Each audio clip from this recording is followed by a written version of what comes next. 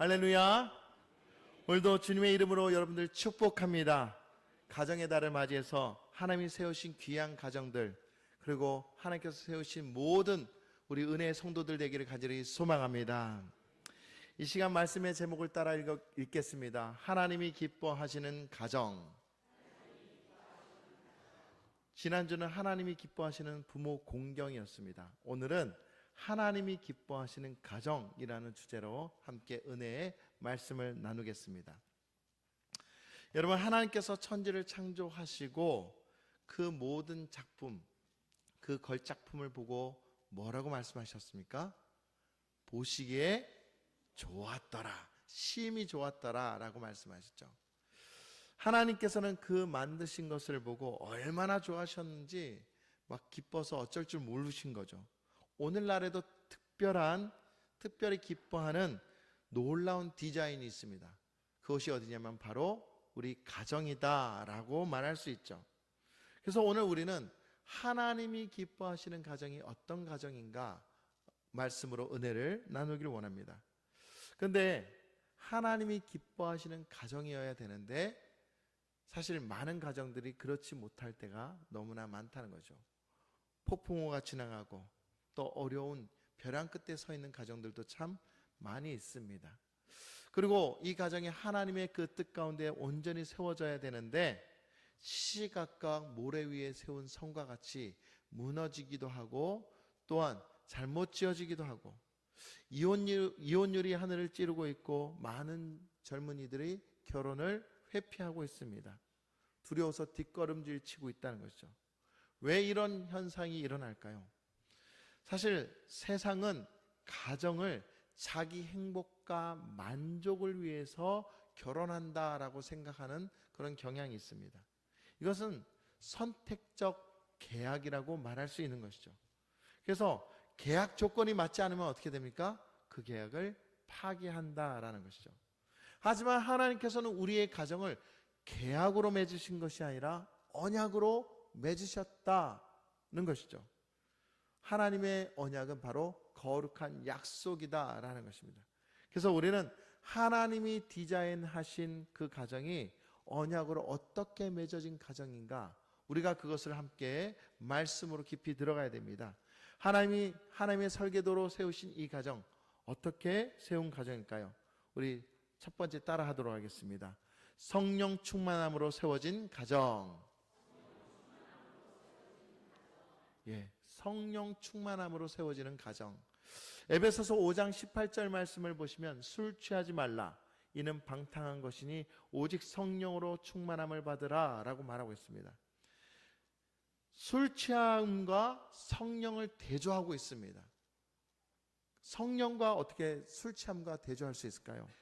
여기서 사도 바울은 술 취함과 성령 충만에 대해서 말을 하는데, 술 취할 경우 어떻게 되는가? 자제력을 잃습니다. 그리고 평소와의 행동과 완전히 다르다는 것이죠. 술의 영향 아래 놓이게 된답니다. 여러분, 원래 소심했던 사람이 술을 많이 먹으면 어떻게 됩니까? 대담해지죠. 그리고 폭력적으로 바뀌기도 합니다.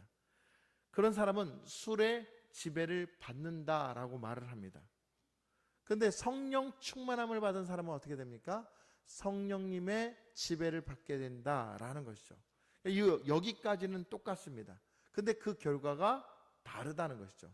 술의 지배를 받는 사람은 자제력을 잃고 폭력적이고 완전히 자기 마음대로 합니다. 그런데 성령 충만함에 들어간 사람은 자제력이 있고 지혜로우며 또한 하나님의 통제를 받고 사랑이 넘치게 되어 있다라는 것입니다. 그러니까 그 안에 성령으로 말미암아 움직이고 모든 것을 결정하게 된다라는 것이죠. 고린도전서 6장 19절에서 20절 말씀 보면은 너희 몸은 너희가 하나님께로부터 받은 바 너희 가운데 계신 성령의 전인 줄 알지 못하느냐. 너희는 너희 자신의 것이 아니라 값으로 산 것이 되었으니 그런즉 너희 몸으로 하나님께 영광을 돌리라 그랬습니다. 여러분, 이 말씀을 잘 보십시오. 너희 몸은 너희 것이 아니다. 너희 마음대로 할 수 있는 것이 아니라 뭐라고 하고 있습니까? 하나님께로부터 받은 것이다. 하나님께로부터 하나님의 말씀으로 시작된 것이다 라고 말하고 있습니다. 그러니 너희 안에 주인은 세상의 것이 아니라 오직 하나님의 것이 되어야 되고, 하나님의 말씀으로 성령 충만함으로 인해서 움직이는 존재들이어야 된다라고 말하고 있습니다. 그런데 여기서 또 뭐라고 합니까? 너희 자신을 하나님의 값으로 샀다. 예수 그리스도의 보혈의 은혜로 우리를 사셨다라고 말하고 있습니다. 그러니 우리는 어떤 삶을 살아야 됩니까? 하나님께 영광 돌리는 삶을 살아야 된다, 분명히 말씀하고 있죠. 사랑하는 성도 여러분, 우리가 성령 충만해야 되는 이유, 성령께 지배를 받아야 되는 이유는 하나님께로부터 받은 것이기에 하나님으로 인해서 움직이는 하나님의 거룩한 역사를 이룰 수 있는 믿음의 성도들임을 믿으시기 바랍니다. 그러면 하나님의 전인 우리의 이 마음 가운데, 우리 이 성전에 무엇으로 채워져야 되는가? 여러분, 사도 바울은 무엇으로 채워져야 되는지 분명 말하고 있습니다. 분명 세상의 것은 아닙니다. 세상의 것은 쾌락과 욕망으로 채우려고 합니다. 세상의 많은 것들로 채우려고 합니다. 그런데 여러분 보십시오. 세상의 것들로 채워진 삶을 보니까 어떻습니까? 끊임없이 목마르고 만족함이 없습니다. 그리고 경쟁합니다. 남을 누르고 이기려고 합니다. 분쟁합니다. 끊임없이 넘어지고 무너지고 있습니다. 세상의 것들로 아무리 채우려고 해도 하나님의 그 평안을 얻을 수 없게 된다는 것이죠. 그러나 하나님의 거룩한 은혜, 성령으로 채워지게 되면 어떻게 됩니까? 우리는 비로소 참된 평안과 은혜의 삶을 살게 된다라는 것입니다. 오직 우리의 영혼의 갈증은 성령 충만함으로 해결될 수 있다는 것을 분명 깨달아야 됩니다. 아우구스티누스는 이렇게 말을 합니다. 하나님이여, 당신은 우리를 위하여 우리를 만드셨으니 우리의 마음이 당신 안에서 쉬기까지는 안식을 찾지 못하나이다. 여러분, 우리는 하나님의 것이기 때문에 하나님의 것, 그 본질은 하나님의 것으로 채워져야 비로소 안식을 취할 수 있다는 거죠. 많은 사람들이요, 돈으로 채우고 세상 명예로 채우고 많은 것들로 채우려고 하지만 안식을 얻을 수 없다라고 분명히 말하고 있습니다. 그러므로 우리는 어떻게 됩니까? 성령 충만함으로 우리 마음 가운데 성령님이 오시게 하고 성령님이 우리의 주인 되게 하셔야 한다는 것이죠. 그렇다면 성령 충만한 삶의 모습은 무엇일까요? 성령 충만한 삶은 대체적으로 현상이 일어납니다. 방언을 말하고 특별한 은사가 일어나고 강렬한 영적 체험이 일어납니다. 그런데 이것이 성령 충만한 삶의 다가 아닙니다. 이거는 하나의 현상이고 하나님이 주신 특별한 선물일 뿐이죠. 진짜 성령 충만한 삶의 모습은 하나님의 역사가 우리를 통해서 나타나야 된다는 거예요. 우리의 모습을 통해서 예수님의 모습이 나타나고 우리의 모습을 통해서 하나님의 그 사랑이 세계 모든 열방 가운데 온전히 선포되게 해야 한다는 것이죠. 여러분 21절 말씀을 보면은 뭐라고 하냐면 그리스도를 경외함으로 피차 복종하라 그랬습니다. 성령 충만함으로 어떻게 됐냐면 그리스도를 경외함으로 복종하게 된다라는 거예요. 복종에는 두 가지가 있는데 어떤 복종이냐면 상호 복종이 있어요. 이 상호 복종이라는 것은 우리 자아가 십자가에 못 박히는 걸 얘기하는 거예요. 그러니까 내 뜻대로, 내 생각대로, 내 자아대로 하는 것이 아니라 철저하게 십자가에 못 박혀서 내 마음대로 되지 않는 것을 말하는 거예요. 여러분, 지금 우리는 이곳에 우리 자의로 오신 것이라고 생각하는 분들이 있을 겁니다. 그러나 절대로 그렇지 않습니다.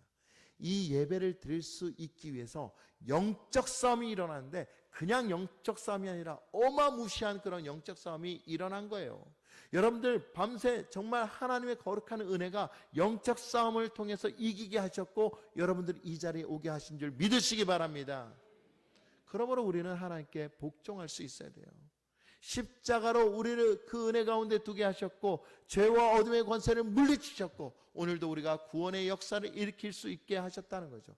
그래서 사도 바울은 상호 복종의 원리로 부부와의 관계 그리고 부모 자녀와의 관계 종과 상전의 관계로 나누게 하셨다는 거예요.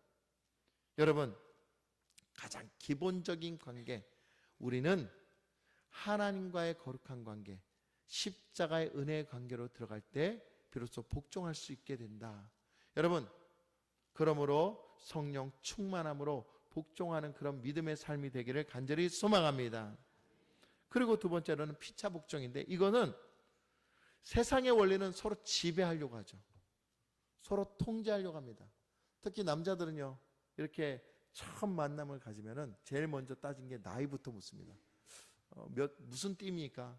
띠를 묻는 것은 나이 때문에 그런 거겠죠. 얼추 비슷한 것 같은데, 내가 당신보다 먼저 태어났기 때문에 내가 당신보다 위다.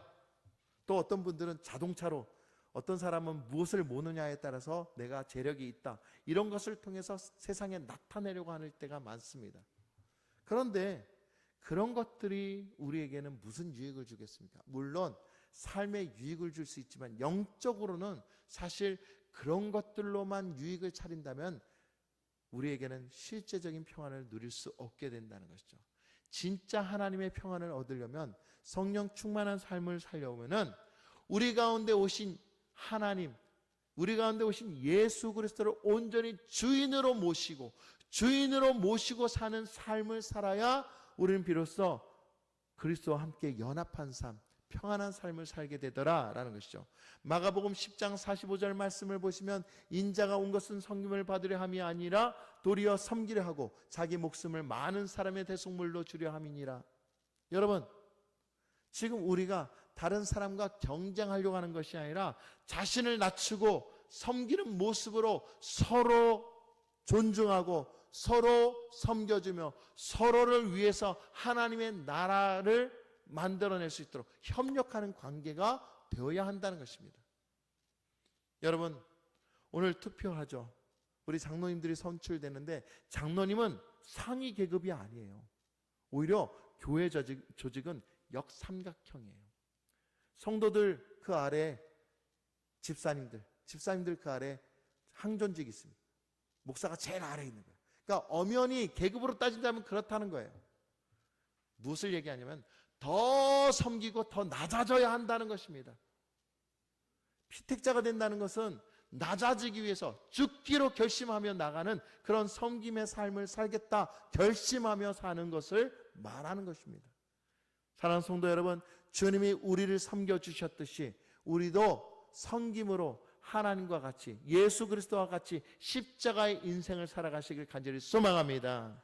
갈라디아서 5장 22절 23절 말씀 우리 함께 읽도록 하겠습니다. 다 같이 시작.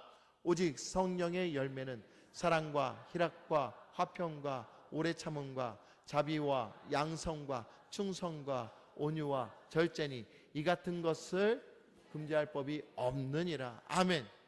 여러분, 우리가 하나님 은혜 안에서 성령 충만할 때에 비로소 우리는 그리스도의 그 은혜, 즉 십자가의 은혜로 살게 되는데, 십자가의 은혜를 살아야 성령 충만의 열매를 맺을 수 있게 되는 거예요. 열매를 맺는다는 건 하나님의 거룩한 백성이 된다는 것이죠. 그러니 여러분, 오늘 우리가 어떤 삶을 살아야 됩니까? 더욱더 겸손하고 더욱더 섬기기 위해서 하나님의 나라가 우리 가운데 온전히 일어나기를 바라는 마음으로 살아가야 하는 것입니다. 그런 가정을 여러분 만들려고 노력하시기를 간절히 소망합니다. 두 번째 따라하겠습니다. 결혼의 본질을 회복하는 가정. 에베소서 5장 31절 32절 말씀 보니까, 그러므로 사람이 부모를 떠나 그의 아내와 합하여 그 둘이 한 육체가 될지니 이 비밀이 크도다. 나는 그리스도와 교회에 대하여 말하노라 라고 말하고 있습니다. 자, 여기서 결혼은 계약이 아니라 언약이다 라는 것을 말하는 것입니다. 여러분, 계약이 아니라 언약이다라고 얘기하는데, 이 계약은 뭐고 언약은 뭐냐는 거죠. 지금 여기에 나온 것처럼 계약은 상호 의무의 기초를 두고 있습니다. 다시 말하면 내가 이것을 주었으니 너는 나에게 이것을 줘야 돼, 주고받는 그런 상호적인 관계를 얘기하는 거죠.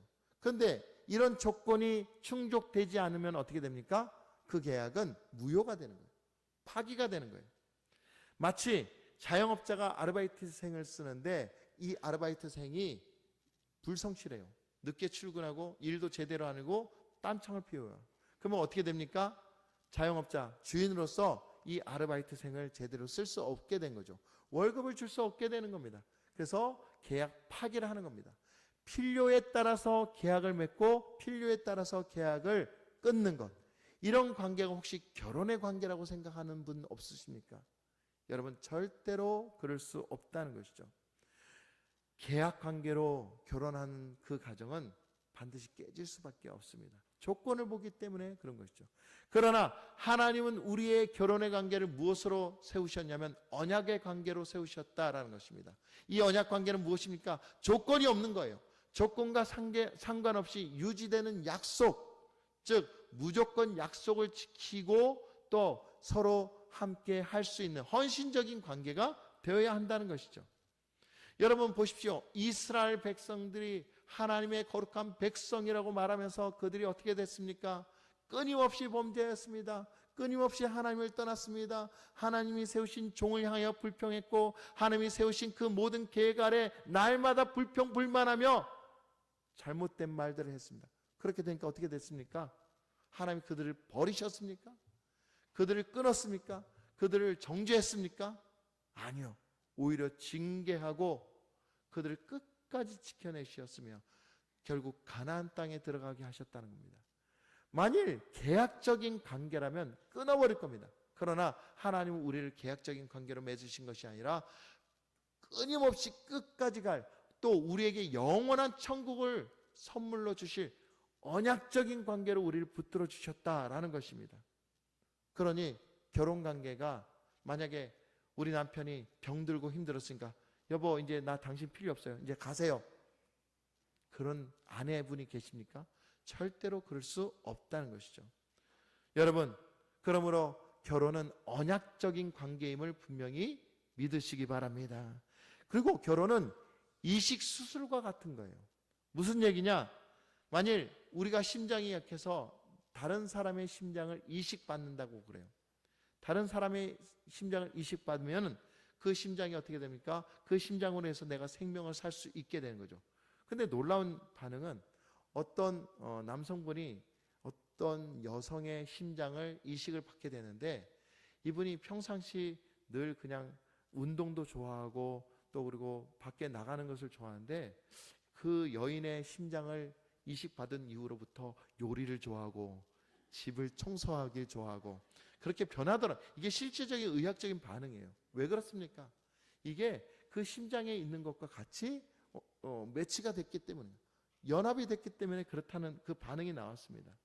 그런 것처럼 결혼은요, 서로 다른 배경, 서로 다른 성격, 서로 다른 습관을 가진 사람이 만나서 싸우고 그리고 다투고 갈등을 빚으며 그 가운데서 그렇게 하면서 하나가 되어지는 과정이다라는 것이죠. 이식 수술을 받게 되면은 거부 반응이 일어난답니다. 그 거부 반응이 일어나면 그 심장이 제대로 버티지 못하고 그 사람은 죽을 수밖에 없는 것이죠. 그래서 그 거부 반응을 잠재우기 위해서 어떻게 하냐면 면역 억제제를 투여한다고 합니다. 면역 억제제를 투여하게 되면 어떻게 되느냐? 거부 반응이 사라지고 그 심장이 자기 것이 되고 그 심장으로 생명을 유지할 수 있게 되는 것이죠. 그렇다면 결혼의 면역 억제제인 것이 무엇이냐? 우리가 이것을 알아야 됩니다. 우리 결혼 관계에서 서로 갈등이 있고 다툴 수 있습니다. 부부싸움 안 하는 사람이 어디 있습니까? 어떤 부부는 우리는 지금까지 부부싸움 한 번도 한 적 없어요. 축하드립니다. 너무 잘하셨습니다. 그런데 그럼에도 불구하고 사람이 서로 다른 환경에서 만나다 보면은 싸울 수밖에 없어요. 하나 될 수밖에 없으면 다툴 수밖에 없어요. 그러면서 정들고 그러면서 하나 되는 것이죠. 결혼의 면역 억제제는 다른 것이 아니라 하나님의 사랑과 말씀이라는 거예요. 하나님의 언약적인 그런 체계가 우리 안에 온전히 세워질 때에 우리는 비로소 하나가 되고 하나님의 놀라우신 은혜가 우리 가운데 온전한 가정으로 일어날 수 있게 된다는 것입니다. 세상의 결혼은요, 어떤 이는 외로움을 달래기 위해서 결혼한다고 합니다. 그러나 외로움을 달래기 위해서 결혼합니까? 더 외로워집니다. 그리고 어떤 이는 역할 분담을 하기 위해서, 성적인 만족을 하기 위해서 결혼한다고 합니다. 그러나 그것으로 결혼해도 외로울 수밖에 없고 분열될 수밖에 없다는 것이죠. 진짜 하나님의 목적이 무엇인지 알아야 돼요. 하나님이 우리에게 결혼하게 하신 목적은 창세기 2장 18절에 말씀한 것처럼 돕는 배필, 서로 함께 연합하는 배필로 만나게 해주셨다는 거예요. 서로 만나게 하시고 서로가 하나 되게 하시고, 그러므로 끝까지 언약적인 관계로 살게 하셨다는 것입니다. 그러니 여러분, 우리의 결혼이 얼마나 귀한 것인지를 분명히 깨달아야 되는 것이죠. 16세기 청교도 신학자 리차드 백스터는 이렇게 말을 했습니다. 결혼은 단순히 정서적, 육체적 친밀함을 위한 제도가 아니라 하나님을 제대로 섬기기 위한 방식이다. 즉, 결혼을 통해서 하나님을 온전히 섬기는 예배 공동체가 되게 하기 위한 것이다. 다시, 결혼은 천국의 모형이다라고 말할 수 있는 것입니다. 더 은밀하게 말씀드리면 부부관계가 바로 예배라고 말할 수 있는 것이죠. 그러므로 하나님은 우리 서로가 함께 연합하여 한 가정을 이룰 때 하나님 그 가정을 가정 천국으로 기쁘게 여겨주신다라는 사실입니다.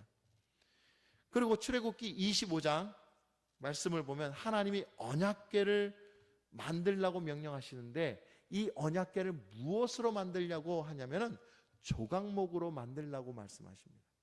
조각목이 무엇일까요? 한번 그림을 보시면 바로 이와 같습니다. 바로 시띠 나무예요. 지금 저 삐죽하게 뭔지 아십니까? 가시예요. 우리나라 삐죽한 가시는 탱자나무 가시라고 말할 수 있죠. 근데 저기는 굉장히 날카롭고 예리합니다. 그리고 제가 실제로 이스라엘 가서 저걸 꺾어보려고 했는데 안 꺾여요. 철과 같아요. 진짜 쇠 바늘과 같아요. 저 시띠나무 가지로 엮어서 예수님의 그 면류관을 만들었다고 생각해 보십시오. 저걸로 만들었어요. 그러니 저게 조금만 살에 닿아도 깊이 박힐 수밖에 없습니다. 우리의 존재가 저 시띠나무, 저 조각나무와 같아요. 서로 찌르고 서로 상처를 주기 쉬운 그런 정말 다루기 힘든 나무와 같은 존재인데, 어떻게 했습니까? 서로 만나서 하나가 되기 위해서는 저것이 깎이고 부서지고 꺾여야 된다는 거예요. 하나님께서 우리를 언약궤로 만드시기 위해서는 저 나무로 만드셨는데, 저 나무를 깎고 다듬어서 모든 가시가 다 깎여야 되는 거예요. 그리고 그 위에 무엇을 하냐? 금장을 두릅니다. 금장을 두른다는 그 말은 결국 하나님의 영광과 임재, 하나님의 은혜가 덮이는 걸 말하는 거예요. 그러니까 우리는 저렇게 정말 찌를 수밖에 없는 그런 쓸모없는 인간인데도 불구하고 하나님의 사랑으로, 그리스도의 그 십자가의 사랑으로 우리를 덮으셔서 우리를 온전케 하셔서 말씀을 담을 수 있는 그런 궤로 만드셨다라는 것입니다. 그러니 얼마나 귀합니까? 사랑하는 성도 여러분, 오늘도 하나님께서는 우리를 다듬으시고 우리를 훈련하셔서 말씀을 담을 수 있는 도구로 쓰시는 줄 믿으시기 바랍니다. 가정도 마찬가지예요. 결혼도 마찬가지예요. 결혼은 이렇게 서로 아프고 서로 찌를 수 있는 관계이지만 서로 깎이고 용서하고 용납함으로 더 이상 찌르지 않고 하나님의 임재와 은혜로 말미암아 서로 보호할 수 있고 하나 될 수 있는 금장을 두를 수 있는 귀한 존재로, 귀한 가정으로 만들어 주신다라는 것이죠. 사랑하는 성도 여러분, 오늘 우리가 주님 은혜 안에서 거룩하고 또한 복되게 바른 가정이 세워져야 됩니다. 그러려면 무엇을 해야 됩니까? 서로의 약점을 통해서 인내를 배우고, 갈등을 통해서 용서를 배우며, 일상의 섬김을 통해서 그리스도의 사랑을 배울 수 있어야 하는 것입니다. 면역 억제제가 결혼을 통해서 투여되어야 된다는 것이죠. 제가 최근에 들은 얘기인데, 서울 서초구의 한 아파트 단지에서 이런 광고가 떴다고 합니다. 우리 아파트 안에서 만남을 원합니다. 그 만남 조건을 보니까 같은 경제적인 수준, 같은 사회적인 위치, 같은 어떤 수준의 사람들이 모여서 함께 결혼을 이루게 해야 된다라고 그렇게 광고를 써놓고 만남을 갖겠습니다. 그랬더니 결혼을 했어요. 근데 결혼하자마자 어떻게 됩니까? 얼마 살지 못하고 많은 가정이 헤어졌다고 합니다. 왜 그렇습니까? 조건적인 만남, 저 사람이 얼마나 가지고 있고 얼마나 배웠는가, 이것만 보니까 진실한 사랑으로 덮을 줄 모르고 이해할 줄 모르는 거예요. 여러분, 지금도 혹시 우리 사랑하는 자녀들이 신랑감을 고르고 또한 신부꿈을 고른다고 이렇게 한다면 꼭 많이 배워야 된다, 꼭 어딜 나와야 된다, 꼭 무엇을 가져야 된다, 또 뭘 어떻게 해야 된다, 여러분 이런 조건으로 따지십니까? 그러면 진짜 온전한 그런 결혼관계를 찾을 수 없습니다. 서로 사랑하는 것도 좋지만 하나님의 은혜와 말씀으로 다져지는, 하나님의 거룩한 그 은혜의 영향력이 함께하는 그런 귀한 가정들로 만들어지기를 간절히 소망합니다. 여러분, 그런 가정으로 세워져야 하나님께서 기뻐하신다는 것이죠. 말라기 2장 14절에 내가 어려서 맞이한 아내는 내 짝이요 너와 맹세한 아내라고 말했습니다. 이 말은 하나님은 결혼의 언약을 통해서 우리가 늘 하나님 그 은혜 가운데 살아가야 한다는 것을 말한 것입니다. 하나님 은혜 안에 있는 사람이야말로 서로 이해하고 하나님의 말씀을 가진 자야말로 어려울 때마다 하나님께 기도하는 백성이 된다라는 것이죠. 요즘 젊은 세대가 기도합니까? 요즘 젊은 새로운 새 시대가 하나님 앞에 얼마나 서고 있습니까? 물론 믿음 충만하여서 하나님을 찾는 다음 세대들 많습니다. 그런데 안타까운 건 실제로 하나님의 그 은혜 가운데 서는 다음 세대가 그리 많지 않더라는 것이죠. 우리 기도해야 됩니다. 하나님, 우리의 가정, 우리의 자손들이 믿음 안에서 온전히 그리스도의 사랑으로 서로 섬기고 서로 용서하고 서로 맞출 수 있는, 서로 은혜를 나눌 수 있는 그런 귀한 가정들로 바로 자랄 수 있도록 도와 주시옵소서. 이렇게 기도하시기 간절히 소망합니다. 그리고 중요한 것은 서로 부부가 하나 되면요, 닮습니다. 가만 보면 이렇게 부부들 보면 닮은 꼴들이 굉장히 많아요. 저도 어디 가면 저희 아내와 보면 두 분이 똑같이 닮았네요 라고 말씀들 많이 하십니다. 그래서 어떤 분이 이렇게 얘기해요. 두 분은 남매세요? 여자분은 누나시고 제가 꼭 이런 욕을 먹습니다. 알고 있습니다. 근데 어쨌든 저와 제 아내는 많이 닮았습니다. 서로 사랑하고 있기 때문이죠. 여러분들도 꼭 닮으시기를 간절히 소망합니다. 세 번째 따라하겠습니다. 그리스도와 교회의 사랑을 닮아가는 가정. 에베소서 5장 25절 말씀 우리 함께 읽도록 하겠습니다. 다 같이 시작.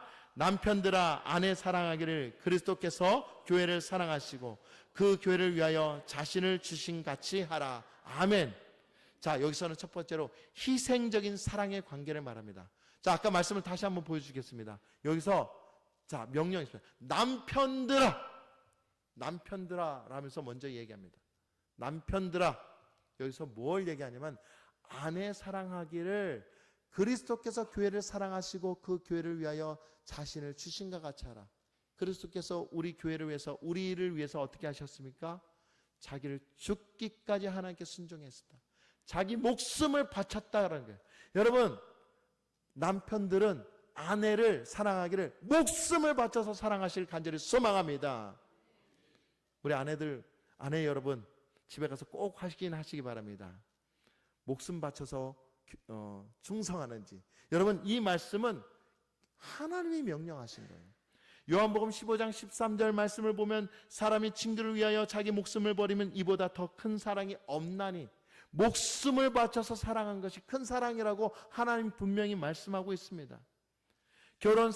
결혼에서 상대를 사랑하는 것은 그냥 조건적인 것이 아니라, 자기 욕구를 위해서 하는 것이 아니라 상대를 위해서 희생하는 사랑이 되어야 한다, 분명히 말씀합니다. 내가 너에게 이걸 줬으니 이번에는 너는 나에게 이걸 줘야 돼? 그러면 그렇게 요구하면 사실 진짜 사랑하는 것 아니에요. 진짜 사랑하는 거 아닙니다. 현대 사회는 자신의 행복이 우선이고 또 내가 얼마나 행복해질 수 있는가, 이것을 먼저 따지며 결혼하려고 한다는 것이죠. 그러나 그 사랑은 결코 오래 갈 수 없으며 그 인생 또한 행복해질 수 없다는 거예요. 하나님은요, 서로 복된 삶을 살기 위해서 만나야 되고, 하나님의 은혜로 결혼해야 되고, 하나님의 은혜로 자녀를 낳아야 돼요. 이것이 하나님께서 우리에게 주신 명령입니다.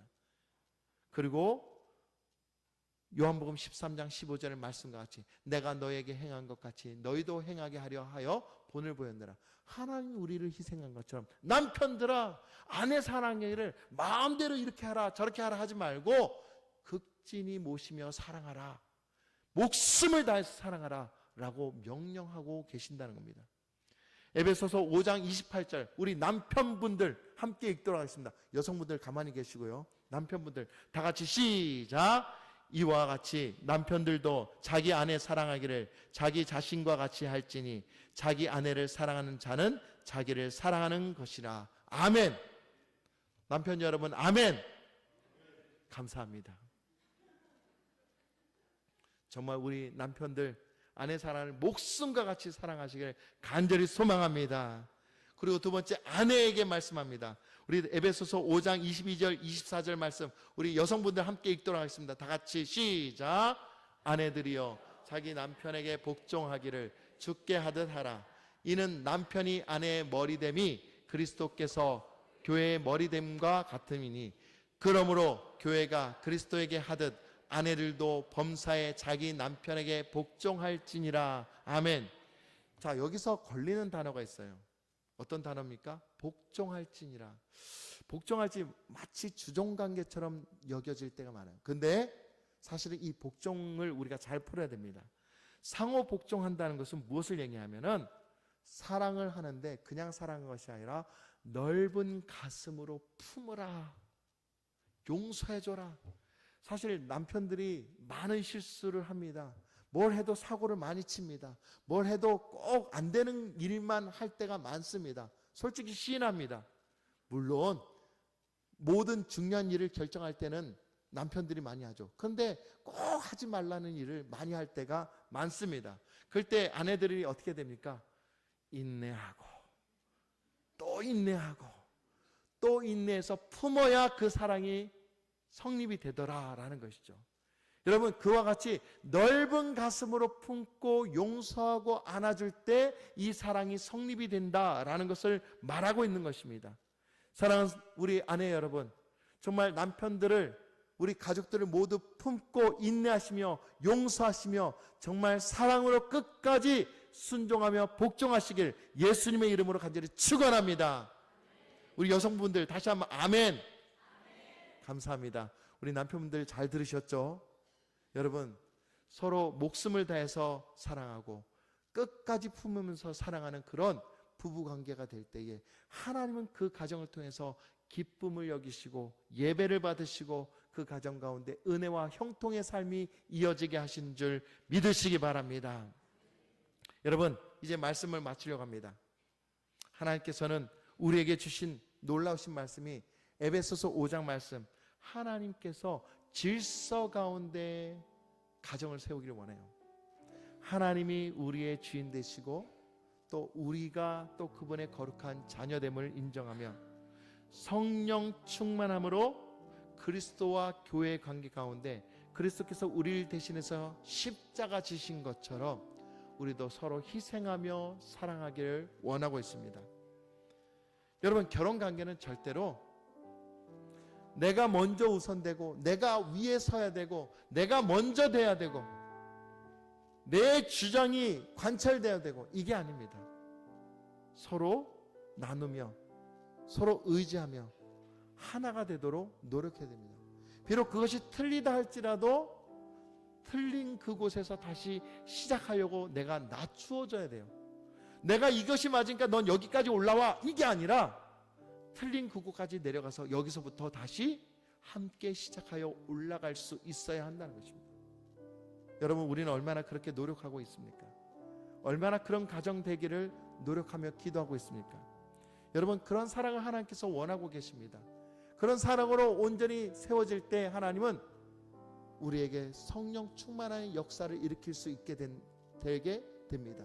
여러분, 우리 이 노란 글씨 함께 한번 읽어볼까요? 다 같이 시작. 나는 그 언약 안에서 성령 충만한 배우자가 되겠습니다. 아멘. 여러분 꼭 실천하시기 바랍니다. 그리고 혹시 결혼하지 않은 청년들 있습니까? 여러분 오늘 이 말씀을 잘 들으십시오. 결혼 단순한 감정과 조건 때문에 만나는 것이 아니라 하나님의 은혜 가운데 세워진 언약적인 관계라는 것을 잊지 마시기 바랍니다. 거룩한 언약입니다. 그렇기 때문에 여러분 기도로서 준비하십시오. 그리고 혹시 손주 손녀들 중에 결혼을 준비하고 있는 우리 어르신들 계십니까? 분명 여러분들 기도하셔야 됩니다. 하나님 믿음의 가정으로 바로 세워지기 위해서는 하나님의 언약이 그 가운데 심겨지게 하여 주시고 우리 손주 우리 자녀가 먼저 하나님의 언약을 배울 수 있도록 도와주시옵소서. 좋은 사람을 얻기 위하지 말고 우리 가족이 먼저 하나님의 언약에 합당한 그릇 되게 해달라고 기도 먼저 하셔야 돼요. 무슨 데 나왔고 무엇을 가졌고 이거는 아무것도 아니에요. 그리스도의 그 언약을 온전히 세우지 못하면 가진 것이 무효가 될 수 있다는 것이죠. 여러분 잘 기억하십시오. 혹시 결혼 생활이 어려우신 분 계십니까? 기도하십시오. 그리고 여러분 스스로부터 내가 하나님의 언약 가운데 서지 못한 것을 회개하십시오. 물론 나는 잘했는데 그런 생각이 들 수 있습니다. 그런다 할지라도 먼저 회개하십시오. 먼저 용서하십시오. 먼저 회복하시기를 노력하십시오. 그럴 때 하나님은 반드시 하나님이 세우신 그 언약 가운데 가정을 회복시키시는 줄 믿으시기 바랍니다. 이혼의 위기 가운데 있다 할지라도 하나님은 그것을 원치 않으실 겁니다. 회복되기를 원할 겁니다. 뭐 때문에 이혼하고 뭐 때문에 힘들고 이것이 중요한 것이 아니라 하나님이 오늘 나로 하여금 거룩한 가정, 거룩한 천국을 원하기를 원한다면 내가 그 부족한 곳에서부터 다시 시작하겠습니다. 결단하며 나가는 우리 모두가 되기를 간절히 소망합니다.